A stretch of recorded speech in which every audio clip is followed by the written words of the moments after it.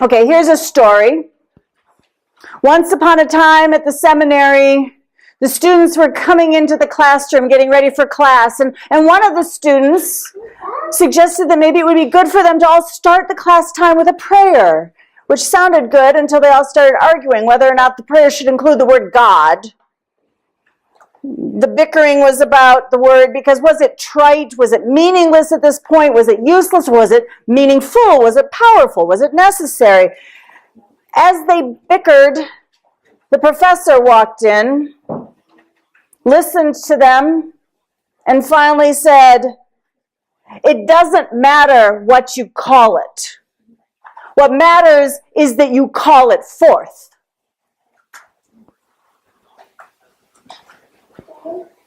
A person will worship something.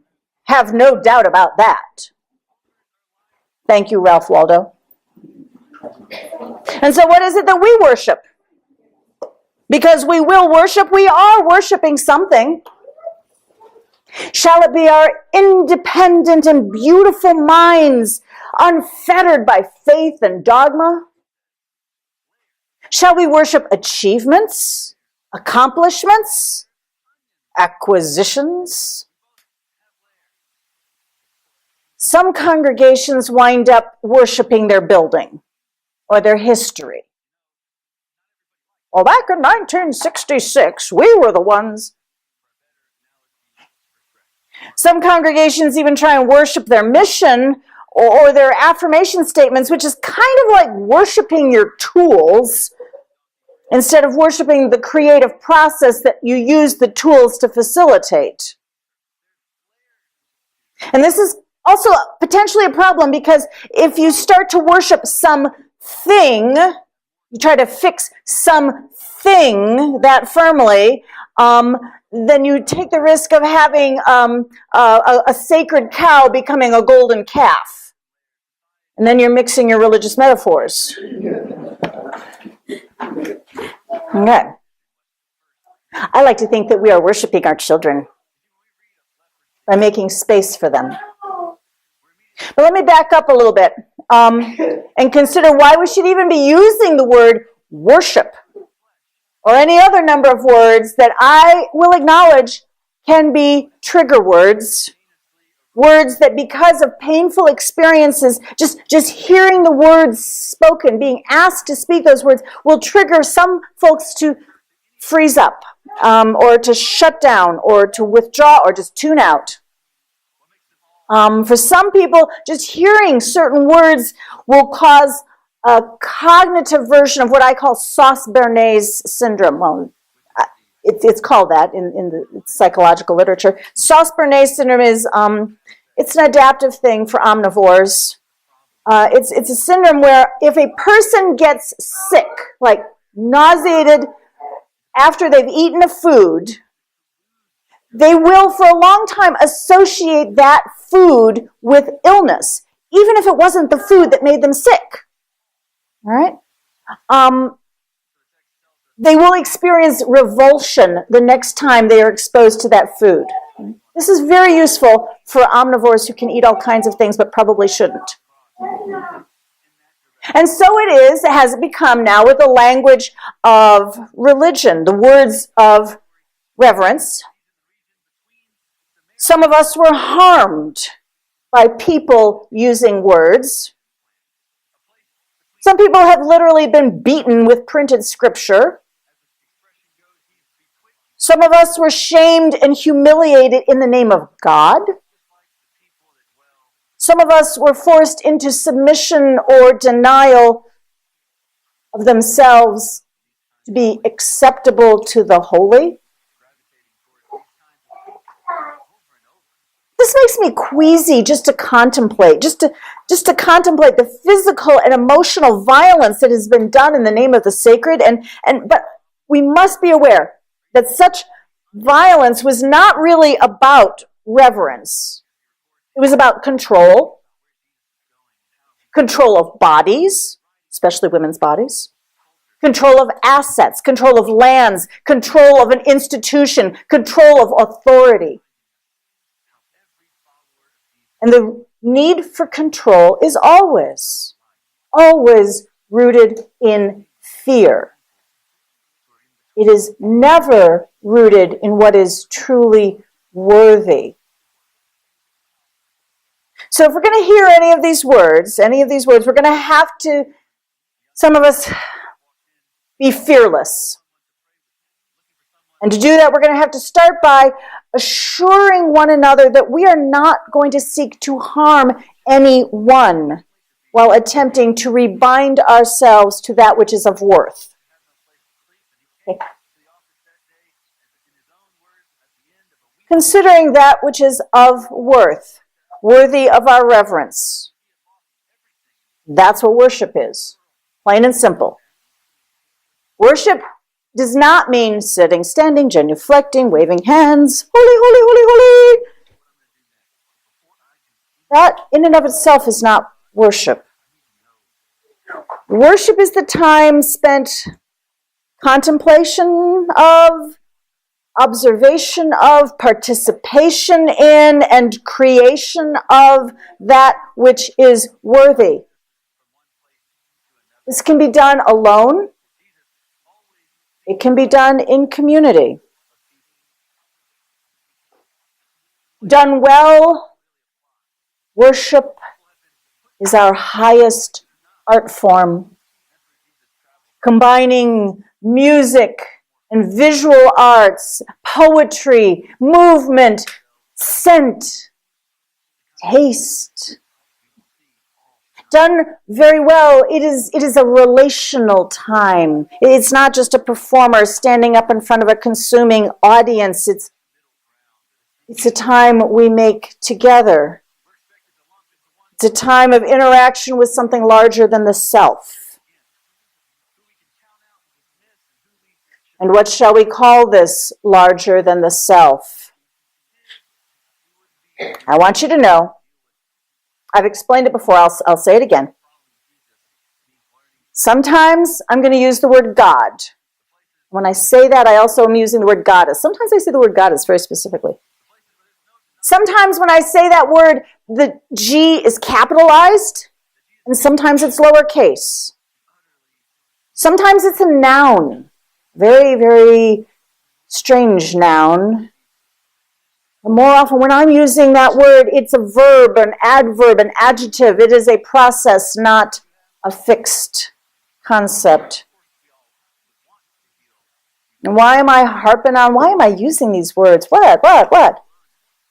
I'm doing it right now because I'm thinking of our children. I'm thinking of our children and our work together. Perhaps the professor is right. Perhaps it matters less what we call it.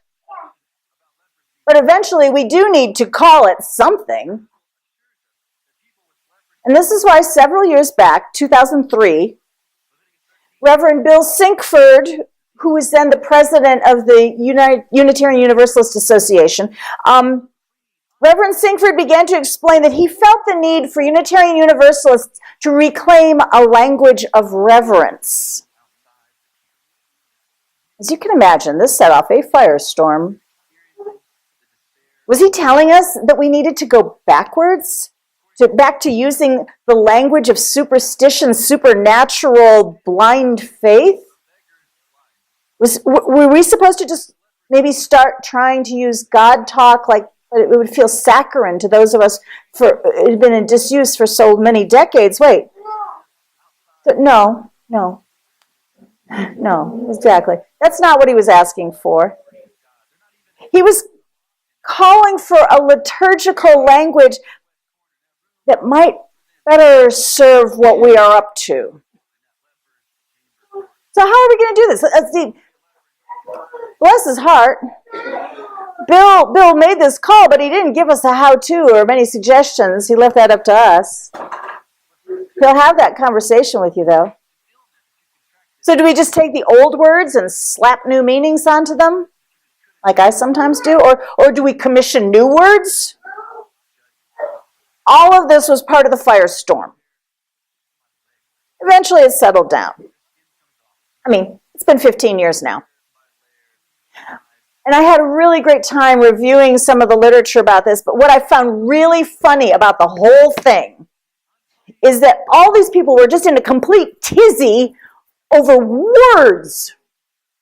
They weren't even talking about practice or living into these words. Let's just keep it all up in our heads and everybody will be safe. Reverend Sinkford was not calling for us all to start using theistic language. He knows better than that. But some of us will. He was hoping that we could get to a vocabulary to help us discuss our journey through uncertainty. Okay? So take a couple of deep breaths. I cannot do full justice to the whole discussion that's gone on these last 15 years. But let me invite you to go to the UUA's website, uua.org, and search Language of Reverence. You'll find some really good essays and summaries of the firestorm. There's one really, really good one by the Reverend Kendall Gibbons. She's one of our humanist rock stars. She's totally cool. And she has a really beautiful essay called Human Reverence. And as I was reading it, it just completely reverberated for me. She and I are about the same generation, had similar experiences being raised UU. And in her essay, she explains how when she was growing up in the 1960s, human sexuality was presented to our children in the very open, affirming, and rooted manner. But human religious experience was not spoken of in polite company. And so the children of that time, the two of us included, had to go furtively looking and reading books that were not being shared with us and practicing in an unguided manner. This is because all of the well-meaning adults around her and me had all grown up with a childhood full of religious tradition. And they had the well-intentioned thought that by protecting us from sacred text and ritual or prayer or anything like that, that this was a gift of freedom. But what they didn't realize was that children, especially children, need a language to grapple with mystery and wonder. Because what else is an everyday childhood experience but loaded with mystery and wonder? Because a child experiences all of this on a daily basis, and we must not expect that logic and reason and science will be enough to answer their questions. So, Reverend Gibbons was writing my story along with hers. And I found that we are both motivated to find good words, good ways to, as she puts it, acknowledge that what is powerful is not always rational. She and I are motivated to strengthen our vocabularies for ourselves and for our children. A few months ago, I asked our kids, they were up here on the chancel, I asked them, what are we doing here? Why do we come to this place? And one of them flatly told me, to learn about God. Okay then. I'm simply taking that child's answer very seriously. And I do not really care if her word God was capital G or lowercase g. What matters is that we call it forth.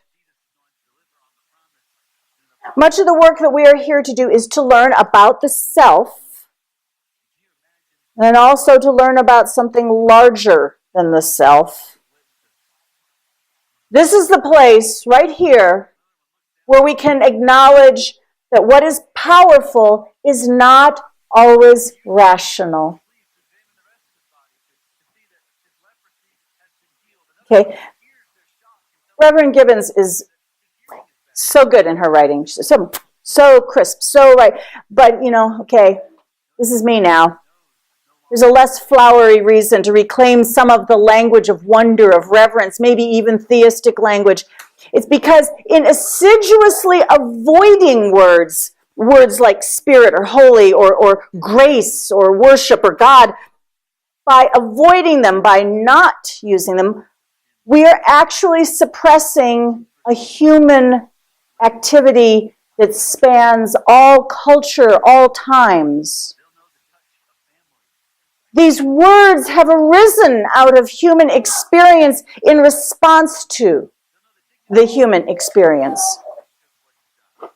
By not using them, by avoiding them, by refusing to traffic in such words, we are actually placing additional power on them. And then we are refusing to handle that power, which effectively hands the power over to anyone who does use those words, even if they are using them poorly, even if they are using them to hurt others. The word God does not mean a bearded white guy in the clouds goes around smiting. That's a very, very simplistic use of that word. And if you even read just a sliver of the rich tradition of the human religious experience, you find that using that word that way, it just doesn't go very far.